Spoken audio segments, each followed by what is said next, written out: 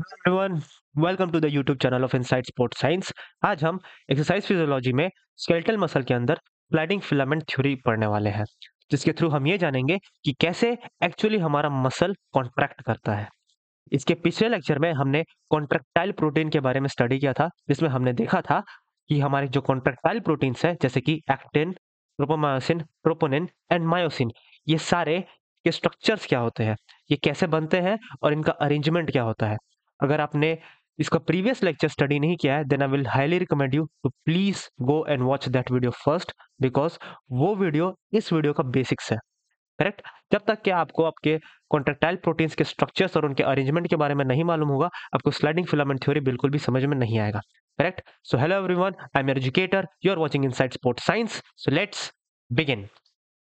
Okay, अब हम start करते हैं हमारा मस्कुलर कॉन्ट्रैक्शन, जिसमें हम पढ़ेंगे स्लाइडिंग फिलामेंट थ्योरी। आई होप आपको मसल के स्ट्रक्चर्स याद होंगे। एक छोटा सा रिव्यू मैं आपको दे देता हूँ मसल के स्ट्रक्चर का। करेक्ट। हमारा जो मसल है वो सिलेंड्रिकल इन शेप होता है और इसके अंदर हमारे कॉन्ट्रैक्टाइल प्रोटीन्स प्रेजेंट होते हैं। हमारा जो मसल फाइबर है, उसका जो आउटर लेयर है, उसको हम बोलते हैं sarcolemma.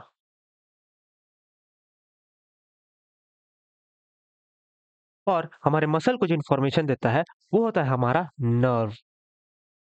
Suppose this is the nerve terminal या axon terminal.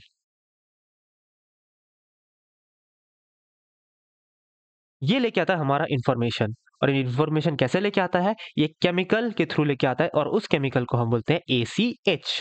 Let me right it here, ACH। इसको हम बोलते हैं असिटाइल कोलिन। इसको हम अभी स्टडी करने वाले हैं। ये ACH रिलीज करता है न्यूरोमस्कुलर जंक्शन में। कहाँ पे?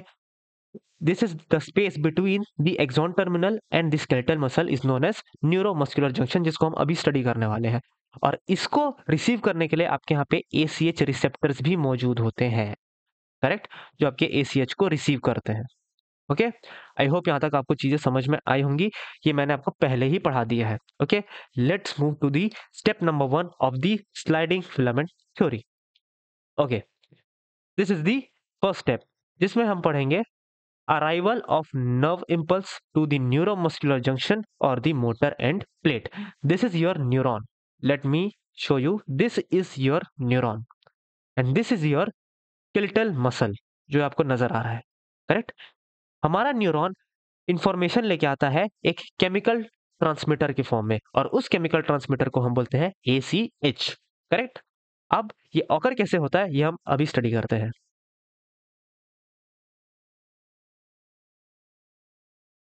This is your neuron, this is axon terminal, और ये आपका ब्रिंग कर रहा है इंफॉर्मेशन को, दैट इज ACH। और ये कहाँ रिलीज कर रहा है? न्यूरोमस्कुलर जंक्शन में। क्या होता है neuromuscular junction? The place where your neuron and your skeletal muscle joins. Correct.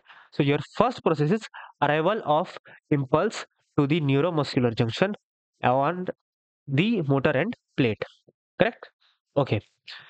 Now इसको हम डीपली देखें तो कुछ इस तरीके से नजर आता है। This is your neuromuscular junction, जिसको हम साइनेप्टिक क्लेफ्ट भी बोलते हैं। This is your axon terminal. ये मॉलिक्यूल्स जो आपको नजर आ रहे हैं, this molecules are ACH and this is ACH receptors जो मौजूद है आपके स्केलेटल मसल में। Correct. This is your sarcolemma, और इस सार्कोलेमा में आपके ACH रिसेप्टर्स मौजूद होते हैं और ये कुछ इस तरीके से रिसीव करते हैं। This is your ACH and this is how this receptors are receiving the acetylcholine. Correct. I hope आपको ये क्लियरली समझ में आया होगा। Your receptor molecules and this is ACH molecules. Correct. Okay, first step था हमारा arrival of nerve impulse to neuromuscular junction or motor end plate. Correct. Now let's move to the second step. This is your second step. Now ये structure थोड़ा सा different है, इसलिए मैं आपको अभी से समझा देता हूं इसमें कौन कौन सी चीजें प्रेजेंट है। This is your axon terminal. Axon terminal. Correct. ये है आपके न्यूरोमस्कुलर जंक्शन, और ये जो मॉलिक्यूल्स आपको नजर आ रहे हैं, this molecules are your ACH। This is your ACH receptor. This yellowish molecule is your ACH receptor. Correct?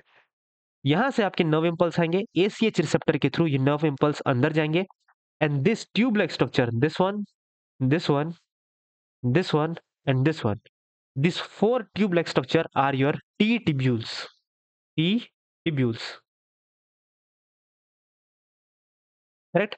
And beside these T tubules, from right and to the right side and to the left side, these two molecules that are getting attached to the T tubules are sarcoplasmic reticulum. These molecules are sarcoplasmic reticulum.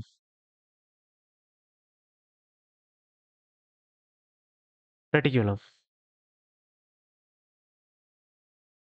Now, the second step is transmission of nerve impulse to the T tubules और transmission of the nerve impulse by T tubules. जो आपके nerve impulse है वो T tubules के through आपके skeletal muscle के अंदर जाएंगे। Let's see how this is possible, how this happens. Let me erase this first and we will see through this GIF.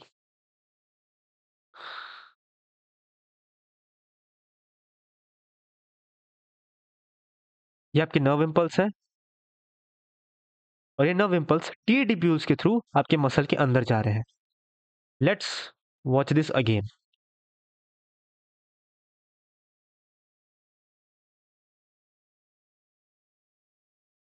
ये है आपके नर्व इम्पल्स ACH और ये ACH टी ट्यूब्यूल्स के थ्रू अंदर जा रहे हैं। करेक्ट? आई होप आपको ये समझ में आया होगा, राइट? ओके। जैसे ही ये ACH अंदर जा रहे हैं, ACH के अगल बगल right side and left side आपके सार्कोप्लाज्मिक रेटिकुलम प्रेजेंट है। करेक्ट? ये ACH आपके सार्कोप्लाज्मिक रेटिकुलम में जाता है। करेक्ट? ये हम आगे आने वाले स्लाइड्स में हम देखेंगे। आपका सेकंड स्टेप हुआ transmission of nerve impulse by the T tubules. Correct? Okay. Then comes your third step. This is your axon terminal and this is your neuromuscular junction. हमारा थर्ड स्टेप है conduction of impulse to the sarcoplasmic reticulum. Correct? This is your T tubule. जो ये pipe like structure आपको नजर आ रहा है, this is your T tubule, right? ये T tubules आपके ACH मॉलिक्यूल को लेके आ रहा है, असिटाइल कोलिन। ये असिटाइल कोलिन आया और ये टी ट्यूब्यूल्स के अंदर गया। करेक्ट? इसके बाद आपकी जो टी ट्यूब्यूल्स है वो आपके पहुंच जाते हैं सार्कोप्लाज्मिक रेटिकुलम के अंदर, right? This is your sarcoplasmic reticulum, जो मैंने आपको पिछले स्लाइड में बताया था। सार्कोप्लाज्मिक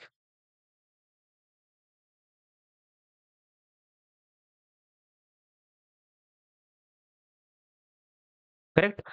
जैसे ही टी ट्यूब्यूल्स के थ्रू ACH अंदर आता है, ACH कंडक्ट कर दिया जाता है सार्कोप्लाज्मिक रेटिकुलम के अंदर। टी ट्यूब्यूल्स के बाद आपका ACH चला जाता है सार्कोप्लाज्मिक रेटिकुलम के अंदर। करेक्ट? इसके बाद होता क्या है ये हम नेक्स्ट स्लाइड में देखते हैं। Calcium channels of sarcoplasmic reticulum opens. Correct? आपका ACH आया, करेक्ट? उसके बाद ये गया टी ट्यूब्यूल्स में।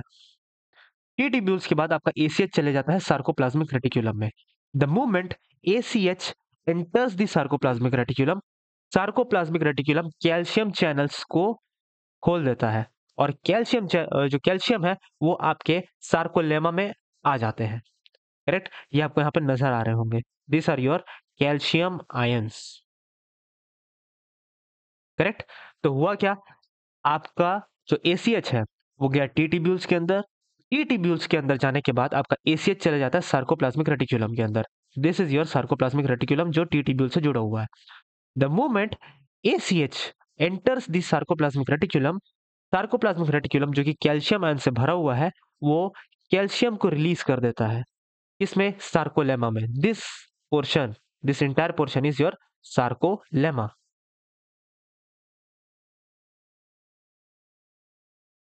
Correct? So this is your step 4. Calcium channels of SCR opens. Correct? Okay. Now step number 5. Efflux of calcium ions occur in sarcoplasm. ये है आपका sarcoplasm. This entire region is your sarcoplasm. क्योंकि आपका sarcoplasmic reticulum अपने calcium channels को open कर दिया है, तो आपके सार्कोप्लाज्म में कैल्शियम का इफ्लक्स हो जाएगा। आपके सार्कोप्लाज्म में कई सारे कैल्शियम आयंस आ जाएंगे और ये कुछ इस तरीके से नजर आता है। Late me show you.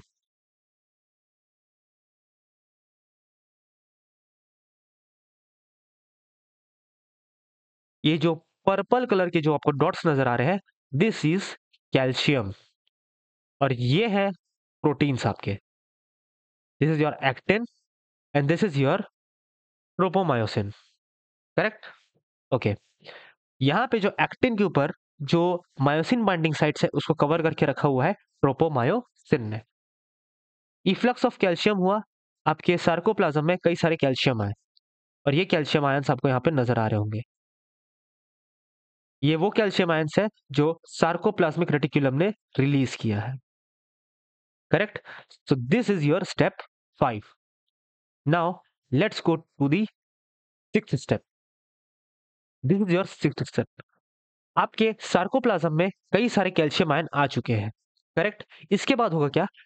आपका जो कैल्शियम आयन है ये आपके अटैच होंगे टीपीसी से। Now let me show you. हमने पढ़ा था दिस इज योर एक्टिन।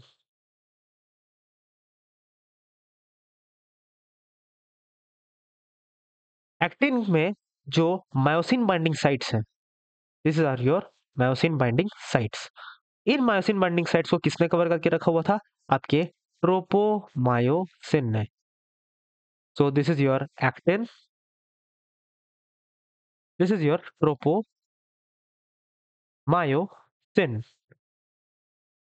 और इस ट्रोपोमायोसिन को होल्ड करके रखा हुआ था ट्रोपोनिन ने। So let me mention this with different color. This is your troponin और ये 3 सब यूनिट्स का होता है। करेक्ट? इस ट्रोपोनिन में हमने पढ़ा था कि एक टीपीसी होता है। TPC, troponin calcium binding site. Correct? इसी टीपीसी में, ट्रोपोनिन कैल्शियम बाइंडिंग साइट में आपका कैल्शियम आके जुड़ जाता है। करेक्ट? और जैसे ही कैल्शियम वहां पे आके जुड़ता है, आपका ट्रोपोमायोसिन अलग हो जाता है। करेक्ट? जैसे ही this is your troponin calcium binding site और यहाँ पे होता है TPI, troponin, and this I stand for inhibition. जैसे ही आपका कैल्शियम टीपीसी में आके अटैच होता है, जैसे ही कैल्शियम टीपीसी में, ट्रोपोनिन कैल्शियम बाइंडिंग साइट्स में जैसे ही कैल्शियम आके अटैच होता है, टीपीआई नीचे चले जाता है और आपका ट्रोपोमायोसिन हट जाता है, जिससे जो मायोसिन में, एक्टिन में जो मायोसिन बाइंडिंग साइट्स है वो ओपन हो जाते हैं। ये और अच्छे से क्लियर होगा इस गिफी की मदद से। अभी हम देखते हैं attachment of calcium to the TPC. ये आया आपका calcium and this is how the tropomyosin gets away. Let me show you again. This purple colour dots are your calcium. Correct? ये जो पर्पल कलर के डॉट्स है ये आपको यहाँ पे नजर आ रहे होंगे। Just a second. This are your calcium और कैल्शियम आके अटैच हो गया है आपके ट्रोपोनिन से। Correct? You can see over here this is the, just a second, ये कैल्शियम आया और ये आपके ट्रोपोनिन में अटैच हो गया। जैसे ये ट्रोपोनिन में अटैच होता है, ट्रोपोमायोसिन अपने जगह से हट जाता है। राइट? ये आपको यहाँ पे नजर आया। Let me show you this again. Just a second. This is your calcium. Your calcium gets attach to the troponin और जैसे ही आपका कैल्शियम ट्रोपोनिन से अटैच होता है, ट्रोपोमायोसिन अलग हट जाता है, लाइक दिस। जैसे ही ट्रोपोमायोसिन अपने प्लेस से अलग हटता है, एक्टिन में जो मायोसिन बाइंडिंग साइट्स है ये एक्सपोज हो जाते हैं। राइट? और जैसे ही एक्टिन में मायोसिन बाइंडिंग साइट्स एक्सपोज हो जाते हैं, आपका myosin, this is your myosin, ये अटैच हो जाता है आपके एक्टिन में, लाइक दिस। और इसी प्रोसेस को हम बोलते हैं cross bridge formation. Right? Let me see again. This is your calcium. Calcium gets attached to the troponin and then tropomyosin displaces. this. This is how the tropomyosin changes its position, and now the myosin binding sites that is present on the actin, it becomes exposed. और यहाँ पे आपका myosin आके जुड़ जाता है। आई hope आपको ये स्टेप अच्छे से समझ में आया होगा। Now let's go to the second step, another step. इसके बाद क्या होता है, हमारा जो मायोसिन है ये एक्टिन के साथ बाइंड करता है। अब ये बाइंड कैसे करता है ये हमको अभी समझना होगा, करेक्ट? ओके, हमारे मायोसिन को ऊपर जाके एक्टिन से अटैच होने के लिए एनर्जी की जरूरत पड़ती है, राइट? अभी हम इस गिफी में अच्छे से देखते हैं। ये हमारा मायोसिन गया और ये हमारे एक्टिन में अटैच हो गया, राइट? तो ये हुआ कैसे? इसके लिए इसको एनर्जी चाहिए और एनर्जी इसको प्रोवाइड करता है हमारा एटीपी, करेक्ट? यहाँ पे हम स्टडी करते हैं इस चीज को और अच्छे से डिटेल में। Suppose this is your myosin. हमने पिछले लेक्चर में देखा था कि मायोसिन में एक होता है actin binding site, actin binding site, और यहां पे होता है आपका एटीपी बाइंडिंग साइट।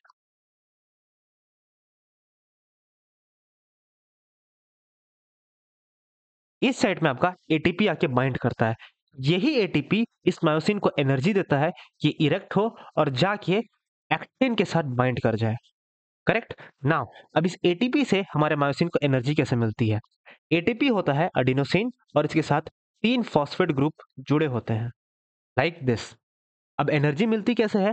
ये जो लास्ट वाला जो फॉस्फेट ग्रुप है, दिस, ये जो फॉस्फेट है ये अटैच होता है अपने मॉलिक्यूल से और ये बन जाता है इनऑर्गेनिक फॉस्फेट, और ये जो आपका एडिनोसिन ट्राइफॉस्फेट है ये आपका बन जाता है adenosine diphosphate. A, this is your adenosine, और ये 2 फॉस्फेट के साथ जुड़ा होता है और इसलिए हम इसको बोलते हैं ADP। जब आपका लास्ट वाला फॉस्फेट ग्रुप अलग होता है अपने मॉलिक्यूल से, ये जो बॉन्ड टूटता है, इसी ब्रेकेज ऑफ बॉन्ड की वजह से हमको एनर्जी मिलती है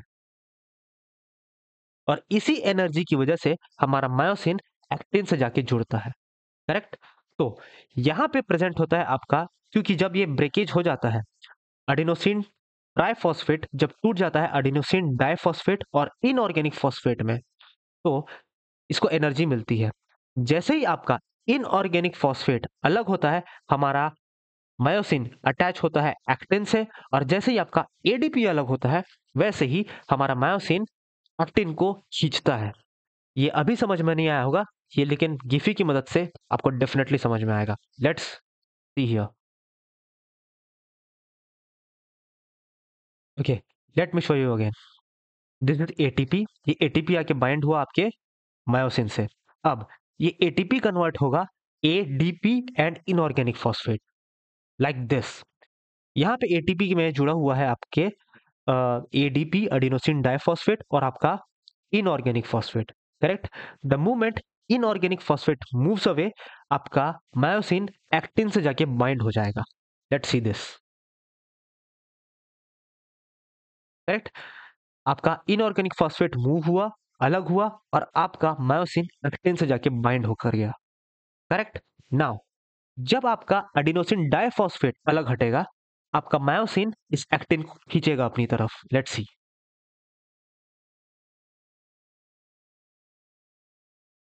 आई होप आपको इस गिफी से क्लियर होगा। ये एटीपी आया। Now phosphate, inorganic phosphate will move away and the myosin will bind to the actin, like this. The moment ADP moves away, the myosin will pull the actin towards itself, like this. Okay, I hope आपको यहाँ तक समझ में आया होगा। So, this is how our step works. When released by the myosin, its head gets attached to the actin. तो जैसे ही आपका मायोसिन एक्टिन से अटैच होता है, इस चीज को हम बोलते हैं क्रॉस ब्रिज फॉर्मेशन, करेक्ट? अभी फिर से हम गिफी में देखते हैं। This is your cross bridge formation, the movement, the process in which your myosin gets attached to the actin, this is known as cross bridge formation, correct? I hope आपको ये समझ में आया होगा। Now when ADP is released by the myosin. The globular head of myosin moves backward and pulls the actin. इसी को हम बोलते हैं मसल कॉन्ट्रैक्शन। इसी की वजह से आपका जो मसल है उसकी लेंथ छोटी होती है। करेक्ट?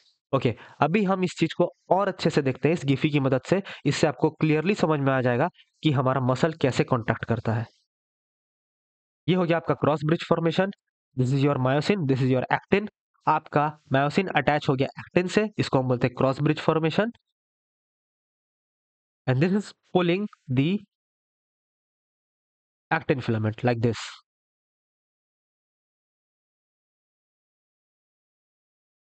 करेक्ट? आई होप आपको ये क्लियरली समझ में आएगा। Hence the thin filament slides over the thick filament. अब हम फिर से देख लेते हैं कि कौन कौन से स्टेप्स ऑकर हुए हैं जिसकी मदद से आपको ये चीजें याद रखनी बहुत आसान हो जाएगी। Arrival of nerve impulse to the neuromuscular junction और मोटर एंड प्लेट। ये हो गया हमारा स्टेप नंबर 1। देन इसके बाद क्या हुआ? This is looks like this. This is your nerve impulse and it is arriving to the motor end plate or neuromuscular junction. Okay. Second step, transmission of nerve impulse by T tubules. ये nerve impulse आया,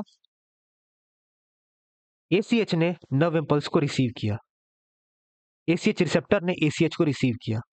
This is your ACH and this is ACH receptors. Correct? उसके बाद हमारा जो second step था, transmission of nerve impulse by T tubules.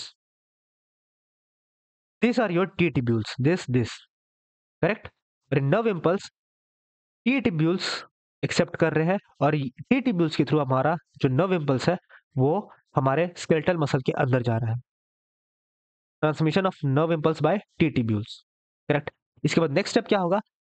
ये जो nerve impulse जो टी टिब्यूल्स के अंदर आए हैं ये अब जाएंगे सार्कोप्लाज्मिक रेटिकुलम के अंदर. Let's see the step 3. Conduction of impulse to the sarcoplasmic reticulum. ये अंदर आए, टी टिब्यूल्स के थ्रू ये अंदर गए, ये अब जा रहे हैं सार्कोप्लाज्मिक रेटिकुलम के अंदर लाइक दिस. टी टिब्यूल्स के थ्रू हमारा नर्व इम्पल्स अंदर आता है और इसके बाद हमारा नर्व इम्पल्स सार्कोप्लाज्मिक रेटिकुलम के अंदर जाता है. Now what is the fourth step? जैसे ही आपका एसीएच सार्कोप्लाज्मिक रेटिकुलम के अंदर जाएगा वैसे ही आपका जो सार्कोप्लाज्मिक रेटिकुलम है वो कैल्शियम चैनल्स को खोल देगा. Let's see the step number 3.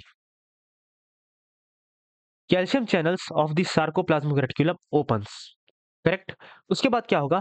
Efflux of calcium ion occur in the sarcoplasm. उसके बाद क्या होगा? आपका सार्कोप्लाज्मिक रेटिकुलम अपने कैल्शियम चैनल्स को ओपन कर देगा और आपके सार्कोप्लाज्म में कैल्शियम आयंस आ जाएंगे लाइक दिस.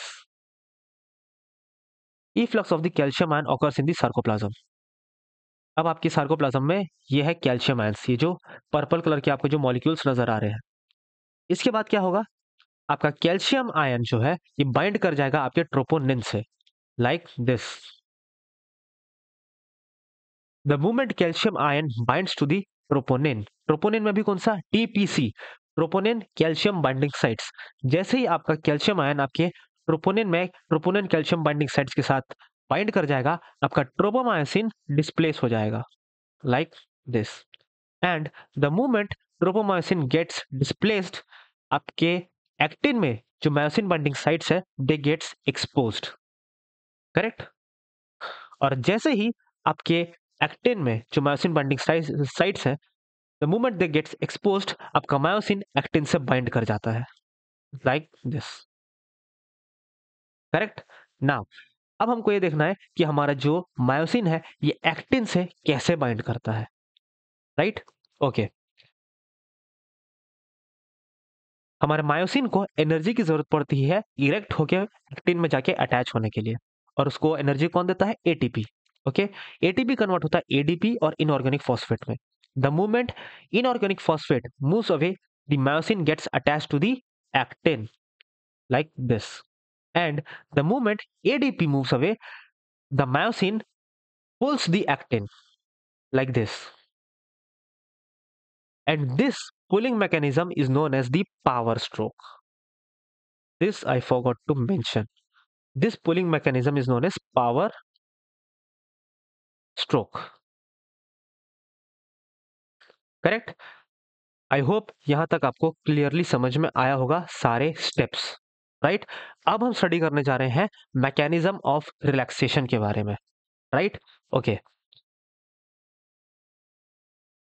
नाउ रिलैक्सेशन के मैकेनिज्म में ये सारे स्टेप्स इन्वॉल्व होते हैं।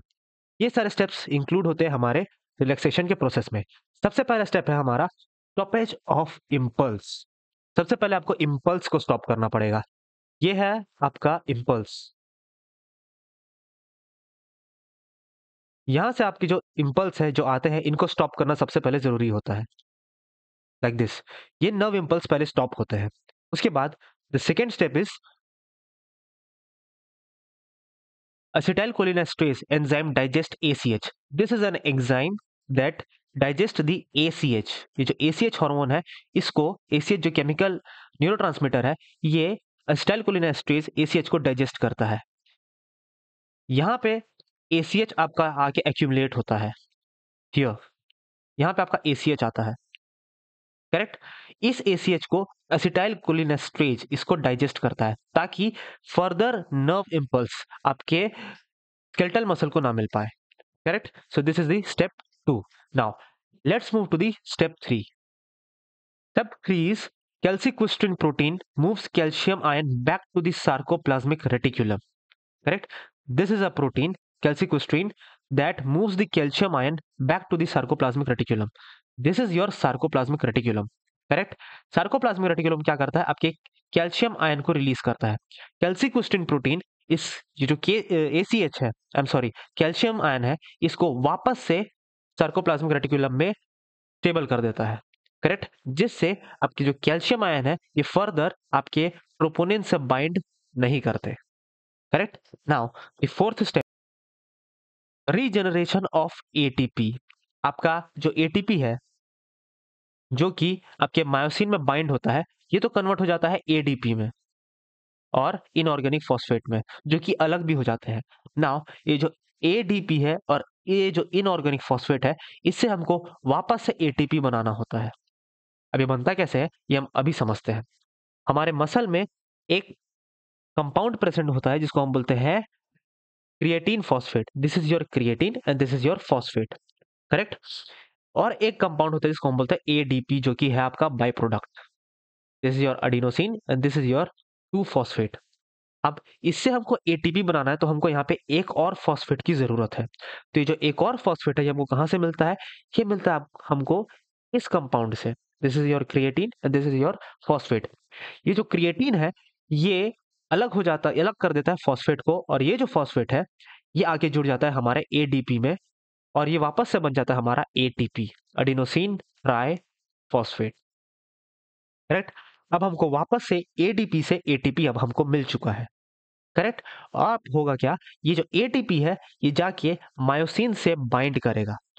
Regeneration of ATP occurs during relaxation.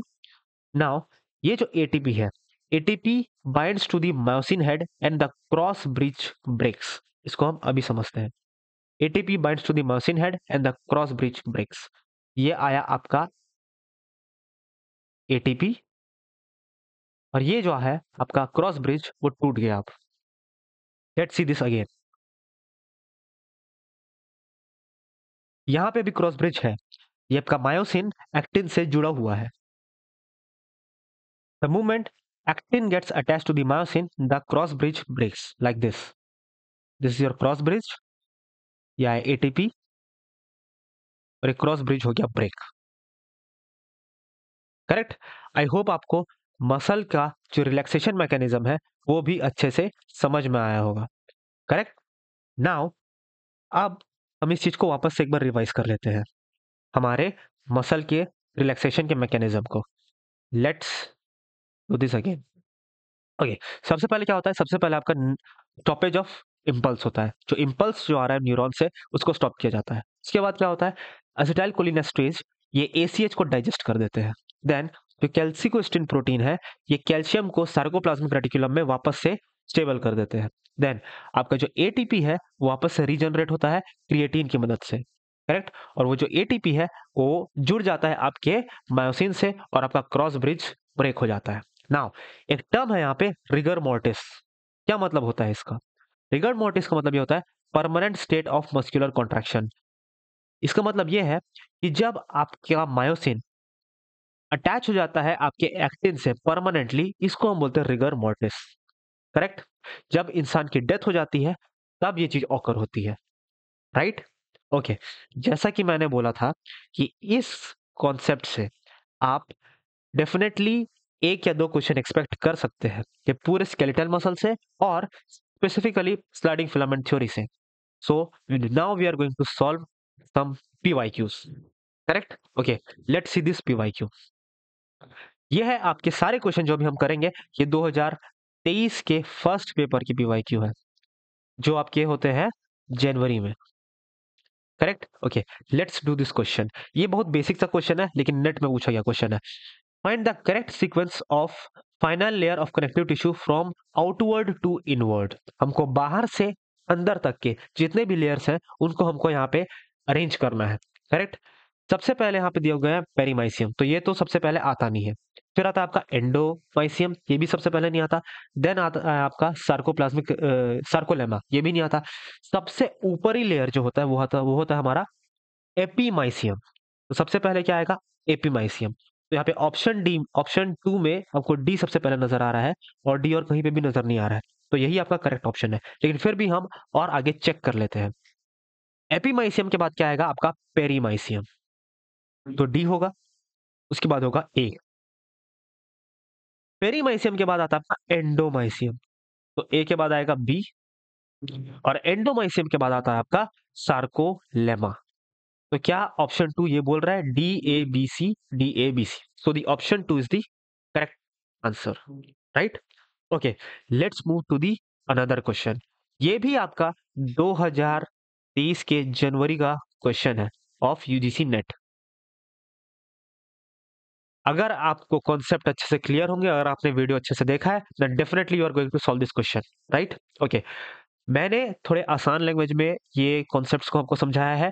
यहाँ पे क्वेश्चन में इसकी जो वर्डिंग्स है वो थोड़ी डिफिकल्ट है। Correct, but still you will be able to solve this. Okay, let's solve this. First statement बोल रहा है आपका depolarisation of T tubule system causes Ca2 plus release the lateral sacs of the sarcoplasmic reticulum. क्या ये आपका first step हो सकता है? नहीं। ओके, तो यहाँ पे ऑप्शन में आपको ए कहीं पे भी नजर नहीं आ रहा है फर्स्ट स्टेप में। Okay, let's move forward. Ca2 plus binds to the tropon and tropomyosin to the actin filament। क्या ये आपका फर्स्ट स्टेप हो सकता है? नहीं। लेकिन अगर आप देखेंगे कि ऑप्शन थ्री में बी आपको फर्स्ट स्टेप नजर आ रहा है, क्योंकि फर्स्ट स्टेप है नहीं बी, तो ये ऑप्शन को आप एलिमिनेट कर सकते हो। Correct. Let's move forward. Small sac like vesicle within the terminal axon releases acetylcholine. ये आपको बोल रहा है small sac like vesicle within the axon terminal releases acetylcholine. मैंने आपको पढ़ाया था सबसे पहला स्टेप क्या है आपका, जो एक्सॉन टर्मिनल है वो रिलीज करते हैं एसीएच को। तो क्या पहला स्टेप हो सकता है? बिल्कुल, this is the first step. तो आपको वो ऑप्शन देखना है जो ये कह रहा हो कि आपका ऑप्शन सी फर्स्ट स्टेप है। This is the option one. Only option one में आपको नजर आ रहा है स्टेटमेंट सी जो फर्स्ट स्टेप है, और नजर आ रहा है क्या? नहीं। ओके, सो यहाँ पे आपका ऑप्शन वन करेक्ट हो जाता है, लेकिन हम यहाँ पे नहीं रुकेंगे, हम ये 100% गारंटी लेंगे कि ऑप्शन वन आपका करेक्ट है कि नहीं। ओके, अभी हम आगे बढ़ते हैं। During muscle action actin combines with the myosin ATP. ये आपका सेकेंड स्टेप नहीं हो सकता। आगे बढ़ते हैं। The muscle action potential depolarises the transverse tubule at the AI junction of the sarcomere. This is going to be your second step. मैंने आपको क्या बताया है, जैसे आपका असिटाइल कोलिन आपका आता है एक्सॉन टर्मिनल के थ्रू आपके न्यूरोमस्कुलर जंक्शन में, उसके बाद आपका असिटाइल कोलिन टी ट्यूब्यूल्स में चले जाता है। इसी चीज को उन्होंने दूसरे लैंग्वेज में लिखा हुआ है, the muscle action potential depolarises the transverse tubule at the AI junction of the sarcomere. Correct. So C के बाद आ जाएगा आपका ई। करेक्ट। उसके बाद आपने देखा होगा जैसे ही आपका एसीएच टी ट्यूब्यूल्स में आता है, उसके बाद आपका एसीएच चले जाता है आपके सार्कोप्लाज्मिक रेटिकुलम में, और सार्कोप्लाज्मिक रेटिकुलम कैल्शियम आयन को रिलीज कर देता है। तो हम देखते हैं यहाँ पे ऑप्शन ए ऐसा कह रहा है, depolarization of T tubules causes Ca2 plus release from the lateral sac of the sarcoplasmic reticulum. Correct. मैंने क्या बताया था, ACH आपका आता है न्यूरोमस्कुलर जंक्शन में, उसके बाद ACH जाता है आपके टी ट्यूब्यूल्स में, और टी ट्यूब्यूल्स के बाद ACH पहुंच जाता है आपके सार्कोप्लाज्मिक रेटिकुलम में, और उसके बाद आपका कैल्शियम आयन रिलीज होता है। यहां तक हमने पढ़ा हुआ है। तो सी आएगा, फिर ई आएगा, देन उसके बाद आएगा ए। ए के बाद क्या आएगा, ए के बाद आएगा Ca2 plus binds with troponin tropomyosin in the actin filament। जैसे ही कैल्शियम आयन का इफ्लक्स होगा, कैल्शियम आयन जाएगा आपके ट्रोपोनिन में और वो ट्रोपोनिन के साथ बाइंड कर जाएगा। हालांकि यहाँ पे एक चीज गलत लिखा हुआ है, क्या, Ca2 प्लस ट्रोपोनिन ट्रोपोमायोसिन के साथ बाइंड नहीं करता, वो ट्रोपोनिन कैल्शियम बाइंडिंग साइट्स के साथ बाइंड करता है। तो यूजीसी नेट भी गलती करता है। Correct. Now the final option that we are left with is during muscle action actin combines with the myosin ATP. Correct. Muscle contraction के टाइम पे आपका जो एक्टिन है वो मायोसिन के साथ कंबाइन कर जाता है। तो डी आपका लास्ट स्टेप हो जाएगा, और हमारा ऑप्शन वन इसी सीक्वेंस को फॉलो कर रहा है, CEABD CEABD। करेक्ट। तो यहाँ पे ऑप्शन वन हमारा करेक्ट हो जाएगा। राइट। उसके बाद we have the last question. Easy, I hope आपको ये समझ में आया होगा। अगर आपने स्टेप्स को ध्यान से पढ़ा होगा तो ये क्वेश्चन आपके लिए बहुत इजी होगा। Correct. Okay, another question from the same concept, और ये क्वेश्चन भी आपका 2023 के फर्स्ट पेपर में, दैट इज जनवरी के पेपर में आया हुआ है, आप चेक कर सकते हैं। और ये सेम कॉन्सेप्ट पे आया हुआ है। इसका जवाब आप खुद देंगे मुझे। Correct. I want your answer on the comment section कि इसका सही आंसर क्या होगा। राइट। आई होप आपको स्लाइडिंग फिलामेंट थ्योरी अच्छे से समझ में आया होगा। इसके बाद नेक्स्ट लेक्चर में हम पढ़ने वाले हैं types of skeletal muscle, types of the muscle fiber. We have type 1 muscle fiber and we have type 2 muscle fiber. So in the next lecture we are going to study the type 1 muscle fiber and the type 2 muscle fiber, और इनका use कहाँ कहाँ पे ज्यादा होता है। Correct. I hope आपको ये सारे कॉन्सेप्ट समझ में आए होंगे। If you find this really very very useful, then please like, share, comment and subscribe. If you have any doubt, then please let me know in the comment section. See you in the next lecture. Till then, goodbye.